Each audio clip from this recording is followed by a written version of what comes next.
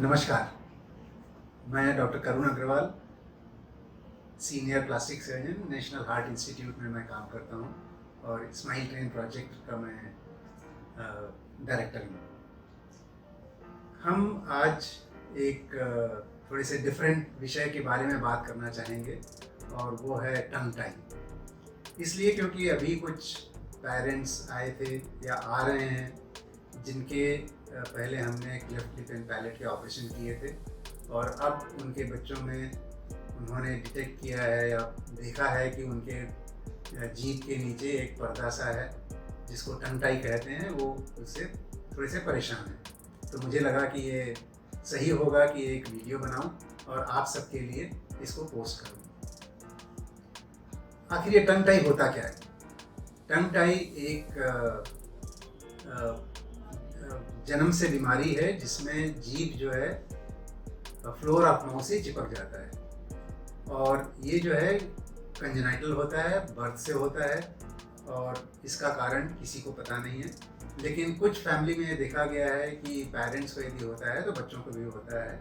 इसका मतलब ये है कि इसका एक जेनेटिक ट्रांसमिशन होता है और फैमिली में भी हो सकता है। लेकिन बाकी बच्चों में जिनके फैमिली में कोई हिस्ट्री नहीं है उसमें कहना मुश्किल है कि इसका कारण क्या है। दूसरा, जब ये होता है तो किस टाइप का होता है? कुछ बच्चों में एकदम पतला सा मेम्ब्रेन जैसा होता है या पर्दा जैसे होता है, शार्प सा एक मेम्ब्रेन दिखता है और वो जो है मिनिमम ऐसे होता है।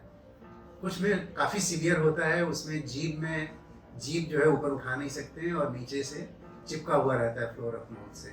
तो इसकी सीवियरिटी होती है, कभी माइल्ड होता है, कभी मॉडरेट होता है, कभी हम उसको सीवियर कहते हैं। और जब पतला सा रहता है, माइल्ड सा रहता है तो छोटे बच्चों में पता नहीं चलता है, जब वो बड़े हो जाते हैं तब पता चलता है। लेकिन जब ज़्यादा चिपका रहता है तो शुरू से इसके बारे में हम जानकारी हो जाती है और हमको पता चल जाता है कि इसको टंग टाई है।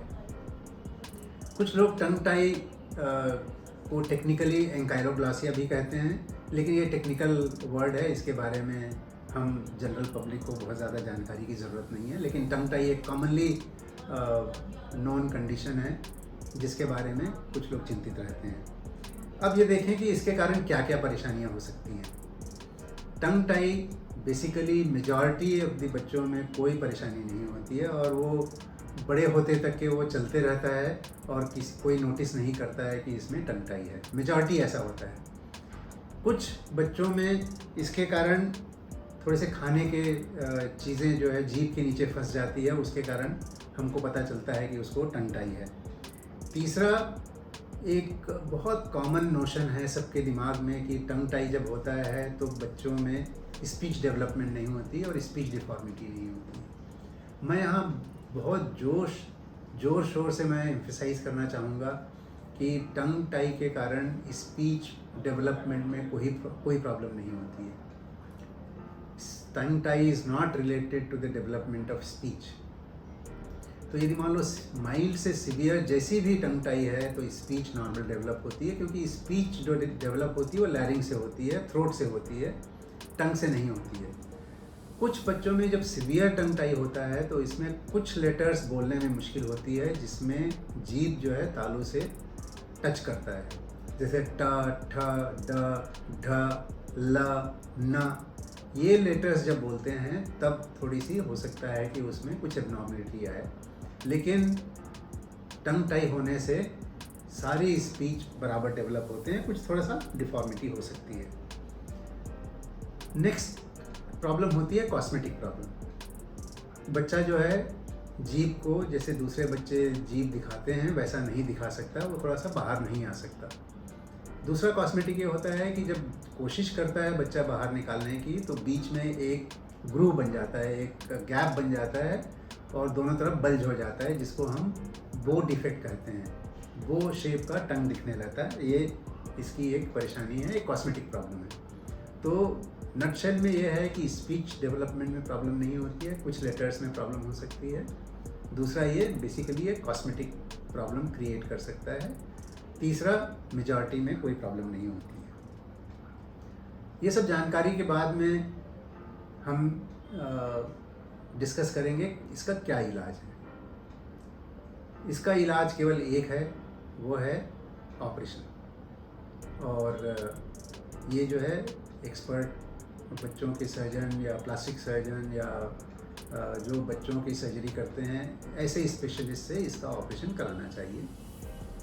जब माइल्ड सा होता है, पतला मेम्ब्रेन सा होता है, तो हम इसको एज ओपीडी हम अपने माइनर ओटी में कर सकते हैं, जिसमें लोकल सुन करके हम इसका ऑपरेशन कर सकते हैं। लेकिन जब बहुत ज़्यादा सीवियर होता है, एकदम चिपका हुआ होता है, तो उसको एनेस्थीसिया के साथ में करना चाहिए, ऑपरेशन थिएटर में करना चाहिए, सो दैट उसमें टाँके अच्छे से लग सकें और उसमें कोई ज़ख्म ना छूटे। तो ये हमेशा ख्याल रखना चाहिए कि ये टंग टाई है, तो यदि परमानेंट इलाज चाहिए तो इसका सर्जरी कर सकते हैं। और सर्जरी के बाद में इसका पूरा इलाज हो जाता है और इसमें बहुत ज़्यादा परेशानी नहीं होती है। ऑपरेशन के बाद 2-3 दिन 4 दिन के बाद में बच्चा एकदम कंफर्टेबल हो जाता है और नॉर्मल हो जाता है। इसमें कोई आपको कुछ करने की ज़रूरत नहीं होती। इसका इलाज करने के बाद फिर क्या कॉम्प्लिकेशंस हो सकते हैं? इसका कॉम्प्लिकेशन सिंपल ये हो सकता है कि कभी कभी ब्लीडिंग हो सकती है, कभी बहुत रेयरली इन्फेक्शन हो सकता है, लेकिन सबसे ज़्यादा इम्पॉर्टेंट चीज़ ये है कि इसमें रिकरेंस हो सकता है, मतलब फिर से ये टंग टाई बन सकता है। ये एक इसमें हमको ख्याल रखना चाहिए। कुछ अभी एक पेरेंट आए थे, वो अपने दूसरे बच्चे के बारे में जानना चाहते हैं कि इसको प्रिवेंट कैसे करें। आपको ये ख्याल रखना चाहिए कि ये क्योंकि जन्म से बीमारी है या जन्म से ये डिफेक्ट है, इसलिए इसका प्रिवेंशन पॉसिबल नहीं है।